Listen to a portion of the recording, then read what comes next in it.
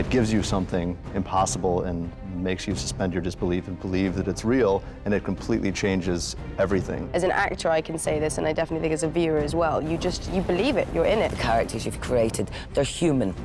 You know, there is a side to most of these characters that you could go and actually appeal to. Just when you think you like someone, this is what they're capable of. Or just when you hate someone a hell of a lot, they do this act of generosity. It was just wonderful to sort of get more into Cersei and sort of reveal her inner self. He realises he has to do what he has to do to save people's lives, and he's now got a destiny as well. We've been lucky enough to actually cast it exactly the way we wanted to, and this is the best cast I've ever worked with. They never complain. That's because they're afraid of being killed off.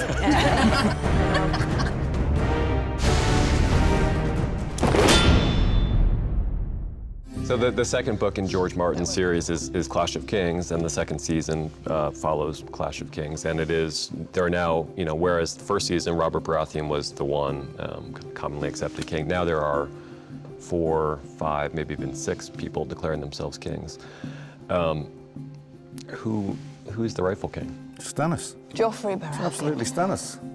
How's it Joffrey? He's not even a... Yeah, no, obviously it's Dany, but I don't know, technically at the time for you guys, I suppose it's Stannis, obviously, but it's not really, it's because you're just usurpers, all you. So Michelle, Rob talks a lot about not wanting to be king, and now, do you buy it? Do you really think? I think he's protesting a little bit much. Do you think he would like to sit in the Iron Throne? It's lovely to watch and have those scenes with Richard, because you see the natural progression as well of a young man taking on the mantle of authority. And I think the more he becomes used to it and the more success he has, the more confident he becomes and the more he wants to be king.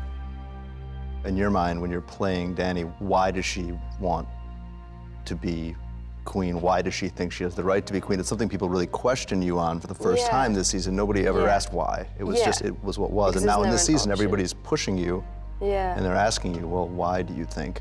I think that it's something that she just can't control. It's something that is just, it's a destiny that she has. And it's so kind of shocking to her that it's ever going to be questioned, because it's like, if I had a choice, I wouldn't do this. I wouldn't go after this. I wouldn't be given the situation I've been given. I don't have a choice. It's been thrust upon me.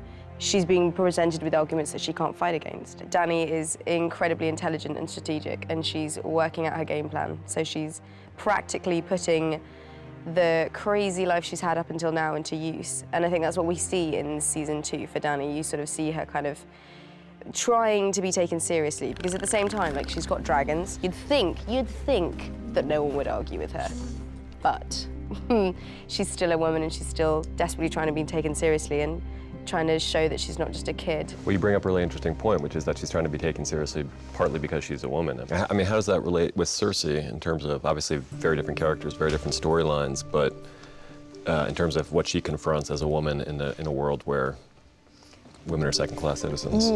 Well, Cersei's kind of obviously the 2 brothers, and she talks about it. She says, you know, he was taught to fight, he was kind of given everything, and I was, you know, sold and taught to smile. And I think her sort of first thought with Joffrey was, we're going to do it, do you know what I mean, with her powerful son, and now this has all turned into an absolute disaster, and she can't say it, because she's steered it. But her fight, you know, as a woman and as just generally being more easily disregarded, I think that bites her all the time. She doesn't have Jaime there to confide in, and she's only got Tyrion, and she comes to a breaking point where she does try to, but they're so dysfunctional that it doesn't work. That's one of my favorite bits in the season, when she realizes the only person she can talk to, even remotely, is her brother, who she loathes, but they share so much history that he's the only one who really understands, and they try to have that moment and fail. To me, that was a really effective moment. Well, there's that wonderful moment where you're saying to Tyrion, I mean, you're the only one who's taken it seriously. Jaime has always been, there's kind of a sense of entitlement with Jaime, where everything came easily for him. He's the eldest son, he's the great fighter and everything. He never took it seriously. And then, of course, Tyrion makes a joke about it, and, you know, this moment where you're revealing a lot about yourself, he just uses it as ammunition. It's all fallen on me. As has Jaime repeatedly, according to Stannis Baratheon. Catelyn makes a decision to release the Kingslayer, the most valuable prisoner that her son has acquired, and doing it without his knowledge. Do you think it was the right decision? I genuinely think it comes from, with Catelyn, it comes from a very honest, loving place. She wants her daughters back. She is deceived to go on to become the deceiver too, because Littlefinger gets to her, and he plants the seed in her mind whilst giving her her husband's bones. And I think it's something that very gradually builds, because even in that scene, she says, "Do you think I keep secrets from my son?" You know, so she, at that point, it's never going to happen. But gradually, over the course, this need, this burning thing of this wish to get the family back together. You learn what's happened to your sons in Absolutely. Winterfell and that they're in jeopardy. One thing we haven't talked about, which I always found fascinating about her character, is her relationship with Jon Snow and just how much she loathed Jon Snow for so many years. And this is a woman who's so loving in most ways with her family, but doesn't consider him a part of the family. He's like this alien who's been brought in. In a lot of ways, Jon is betrayed by many people close to him. Like, Catelyn betrayed him. His father betrayed him by not telling him the truth about who his mother is, or what the wall's like, or the realities of things. Uncle Benjen says he's coming back and he doesn't come back. You know, there's lots of people that betray Jon in his life. What's your name? Jon Snow. Snow. Listen to me, bastard. All you lot from south of the wall, you southerners. Wildlings Yes. versus Night's Watch. Seems like the Wildlings have a better deal. Yeah, there's more of them. And as Rose, yes. And as a big scene in season 2, a couple of scenes where Ygritte touches on the fact that the Wildlings kind of have some things to offer that the Night's Watch does not have to offer. Do you feel like some real ambivalence starts to creep into the equation? I think he does. He does have that struggle in that, you know, he is at the heart of it. He's a man, and as such, he craves what men crave, which is company and women. But I think the whole of the second season where he's talking to, you know, Ygritte and being tempted by her and teased by her, it's pretty hard not to look at that side of things and want it. So he does have that struggle. And I think he really kind of is tempted to run off like Mance Rayder did and go and join the Wildlings, which towards the end you see him do to one level or another, I suppose. You never really win an argument with her. She always gets the last word. Well, she always seems to leave him she leaves him with the last word and then she goes, and he gets really like turned on by that, I think, you know. It sort of kind of really floats his boat. And Rose, who plays Ygritte, was fantastic. Just an amazing actress and just so brilliant to work with, and she nailed that kind of that teasing quality. How old are you, boy? I'm a man of the Night's Watch. You're a boy who's never been with a girl. You got to go to Iceland for 3 weeks. Yes. Tell us about beautiful Iceland. Iceland was, it's just stunning. It's the most amazing landscape. When you fly in, it feels like you're landing on the moon, and that's exactly what we needed for beyond the wall scenery. So I think the one worry that we all had is that it was so alien-looking that people will watch and think this is all CGI'd when it really isn't. None of it's CGI'd. It was -35 one day. Gosh, that's so cold that people's beards froze to blocks of ice. Yeah. Well, there's a shot of Samwell's talking to Jon Snow, and in one shot, his face is basically clean. And we cut to Jon, and then we cut back to Samwell, and it looks like he's become Father Time. And just behind the camera, me and John can just see David Benioff laughing. It's just like such professionalism. So looking around the table, all these characters are of noble birth. Even the bastard has noble heritage. Davos Seaworth, on the other hand, comes from Flea Bottom, the worst slum in all of King's Landing, and his father, as he says, is a crabber. And he made his living as a smuggler. So, it's not something we've really talked about before ever, but, what do you think of the class differences and interacting with, the fact that you're now interacting with men who would be kings? Well, I think what's got him there is his loyalty and the fact that he has the gift of lateral thinking, which is, he helps Stannis, and Stannis holds his thoughts in such high regard that he can be swayed. And I don't think he's that. I don't think David's certainly not the type. There's no ambition. I don't think it's an ambition. Duty was probably at the top of his list, or his attributes. I think he's of the opinion that the truth will set you free, and it's why he's so devoted to Stannis. Do you think Davos believes in this religion? At a certain point in the beginning, he seems like a definite non-believer. He's a real skeptic, and he talks about going all around the world, and everyone's talking about their God. And he's seen people praying in all different languages. It never works. But then he sees Melisandre conjure the shadow demon or give birth to a shadow demon. There's no denying that happens. So I mean, what do you think he believes? Well, I say Sorry, I was just listening as a listener. It's just quite strange. We're talking about very seriously the birth of the shadow. Yeah. Well, this is exactly. I think your point is a good point. That the world we're in. I mean, we know that the dragons existed and all, but everything is kind of out there. It's myth with evidence of it being real. So I think it's not like the real world with somebody giving birth to this weird creature. It's something that has come from a world that they've tried to push away, and now it's coming back into the world. It's the same with the dragons coming in, same with this coming in.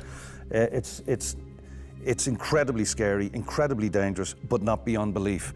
And I think there's an acceptance in that. And I think it's one of the strengths of the show, is that you can have this stuff. It's a wonderful extra element to the reality of the whole show. And I played that as it being scary and life-threatening, but not so ridiculous.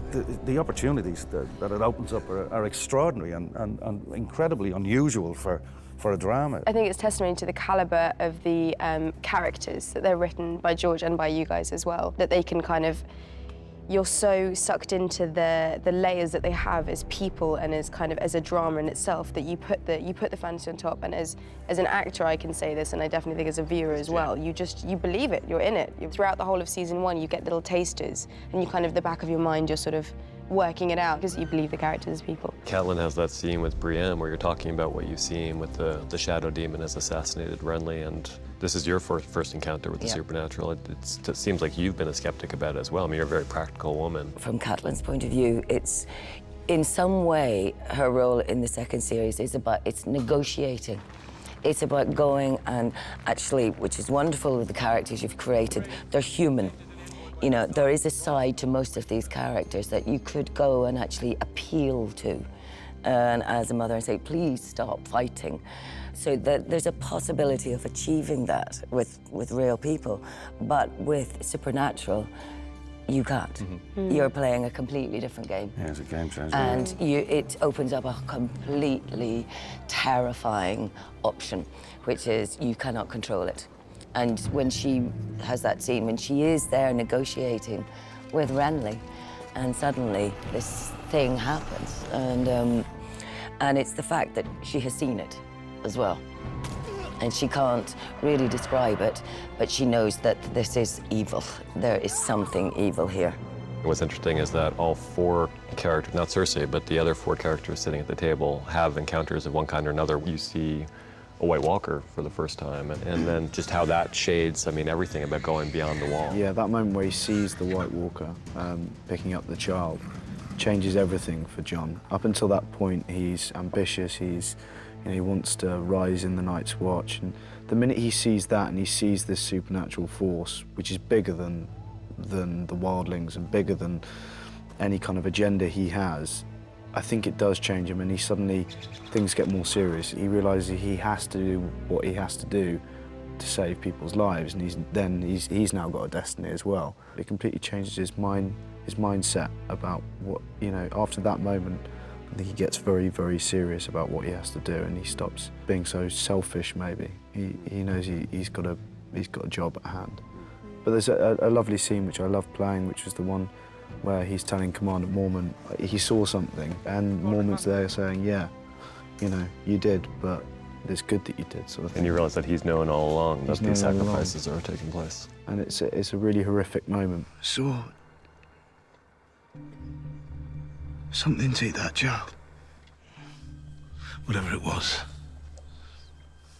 I dare say you'll see it again. Everybody at this table has had some very emotionally challenging things to confront. I mean, maybe we could talk about that a little bit, talk about what you all personally thought were some of the most difficult scenes dramatically to tackle. I really loved the way you guys kind of built up a relationship with Mathos, and that they had, I mean, he does challenge him, and I really like the whole thing that my character is, he's uneducated, but he's loyal, and he's searching the right place, and he's good, he's got street smarts, and this bizarre situation where his son has been brought up and educated, and his son is now trying to better him or get him to better himself. I love that journey because their relationship was so lovely with each other. It is. It would be so easy to mock the religion of the fire god, but then, you know, he has that really wonderful moment that the two of you played together where he's talking about praying for you when you were off at sea and how you always came home. And on the boat, that was... But it's also really evident the pride you take in your son and the fact that he is literate and that he'll be a knight someday, and that he is someone who's so trusted by the king that he is writing down the king's letters and all. I mean, that seems very real. And yeah, he's got a future, and to have that all taken away, I think it just adds a great pathos to the whole thing. It's what's wonderful about the show is those interpersonal relationships and the loyalties. I have faith in the Lord of Light. I have faith in our cause. And I have faith in my captain. What was it like to work half your season on a boat that was built in a parking lot and pretend like you were actually at sea? Well, I'm still, everything I look at is still green. I've gone down. So it's weird. I've got a monochrome retinas now. No, it was wonderful. It was wonderful, and especially episode 9 with the war. And Neil Marshall, who directed that, I've worked with a couple of times before. So because it was so involved and technical and image-driven, that I consider myself lucky that we had a kind of a shorthand. Yeah, and of course, I mean, episode 9 is in some ways the centerpiece episode of the whole season, culminating in an attempt or a thwarted attempt by Cersei to kill her son and commit suicide. And to get to that place, I mean, it was probably the most emotional we've seen Cersei, or at least the most, pushed to the most desperate. That was kind of extraordinary to film anyway, because I've got a little boy, and you can put yourself there for sure. She doesn't want any harm to come to her children, and so she's like, if I take his life, and we'll be together. Well, I mean, that scene is a beautiful performance by you. I mean, it's such a tricky thing because you're telling your son almost like a little fairy tale, yes. And you don't want to let on that you're so frightened because you're trying to calm him. And well, you know that thing with children when they fall, or if right. they look to you for, yes, is this scary? And you're going, no. And if you go, oh, they totally feed from that. And so that was part of the reading, was, not inferring what was coming or that it was horrifying. How did you feel, Lena? Cersei's character, we learn a lot more about her in season 2, and she's at home. I mean, so much of season 1, she's on the road or she's up at Winterfell. Mm-hmm. Tell us about the differences. I mean, working, and you got to work so much with Peter this season, which was a change. It was great. I mean, it was just wonderful to sort of get more into Cersei and sort of reveal her inner self a bit more. And so just to sort of let it go a little bit more. And then, of course, the relationship with Tyrion is kind of immensely challenging. She's got a huge hatred for him and a massive respect at the same time. And she's kind of wants to be him in some ways. I think she wants to be both her brothers, and so to sort of get into all that, especially with Pete, who I've known for a long time and I trust and I love him to pieces, was sort of exciting, and it was just edible for me this year. I loved it. We were just talking last night about how interesting it is that the personal love that you guys have for each other translates so effectively to like sibling rivalry and hatred on screen, and how like the comfort level that you have with each other lets you go to that place. Yeah, because you feel safe and you're not questioning anything. And I was pretty violent to Pete on one occasion. Get out! Get out! I mean, that's an effective shove because he falls down, and I remember seeing it and thinking, I don't remember us writing that, but it works so perfectly. I know, and I said, Pete, I'm so sorry. Like that was, and he went, I love it. I went, okay. We're good. We're good. So on the betrayal theme, Catelyn and now Robb Stark is also, he is deceived by friendship, for instance, and trusting in Theon, and you're advising him not to. I mean, you're desperately trying to convince him not to do it. It must be immensely frustrating, I guess, for the character to wish he had power as opposed to just being the one who can whisper and give advice. Yeah, right. Also, I think in the nature of that relationship as well, that thing of not wanting to emasculate either. You can't go in and say, no, don't do this because it's terrible, you know. And also, I don't trust that person. You know, he is a man in his own right and he has to make decisions. And sometimes it is better for a parent, I think, to, rather than humiliate them, to let them make their own mistakes, because that's how you learn. What's it like working on the show back in your homeland, Northern Ireland? Oh, it's wonderful. I mean, a lot of the time, this year particularly for my character, a lot of stuff was interior, like in tents and stuff like that. So, but on the few occasions when we did have exterior, they were the most stunning locations. Just so beautiful. Like at Ballantoy, at the rope bridge, and then up on Fairhead, where I used to go when I was a kid, when we were on the horses, and then you can see Rathlin Island, and then you see Scotland, and if you go that way, it's America. And when you're up on this precipice, and you really can see the world is round, because it goes like that. And you got to spend a month in Croatia, which This is true. You know, some people did not get to go Yes. to. Yeah, rub it in, David, why don't you? Tell us about Croatia. Croatia was amazing. Croatia's just so beautiful, and it's just insane that we managed to find somewhere already that looks like the world of Game of Thrones. It's ridiculous. But yeah, it was amazing fun. We had a good time. Where are the dragons? Will you betray her again? Never. Daenerys famously is betrayed several times over the course Several times. of the series. Yes. Your character's not aware of all of them yet, but No. But one of them, I mean, one of your most trusted handmaidens. Yeah. What was that like? Well, it was because it caught me unawares. It caught me when I wasn't looking. I was concentrating on these crazy people in Carth not believing me, and she's not just kind of sitting on her laurels waiting for stuff to happen. She wants to go and actively cross Narrow Sea and take back the throne and start making an active kind of attempt to fulfill the destiny that she's got. So she's not looking when that happens. She doesn't have anybody that she can rely on or trust. And the only things that she has is these things that she's created, these dragons, and she puts everything into them. Her destiny, her hope, absolutely everything. So she's pretty untrusting of people as it is. So then when I think this happens, it's like, what? Yeah, I mean, you're saying about this isn't the life she would have chosen, it's just what she's been forced into. And, Yeah. And it almost seems like her temptation in the House of the Undying, like the last temptation of Christ for Dany is, you know, being in a tent with Drogo, you know, her first love and her son, you know, Yeah. like she could just stay there, like this is, Exactly. and it all seems so real, but she can't. I mean, No, she exactly, can't. because she knows that at the same time as that being what she wants, it's not, because so much of who she is her destiny and is what she's been sort of placed to do. So it's like, I wouldn't be happy being here with the man I love and my unborn child. Because I have to answer to what makes who Dany is. And I think that's the beauty of the books. I think that's the beauty of the character. I think that's the beauty of the storyline, is that that's life. That's what happens. You can't. It's nothing is easy.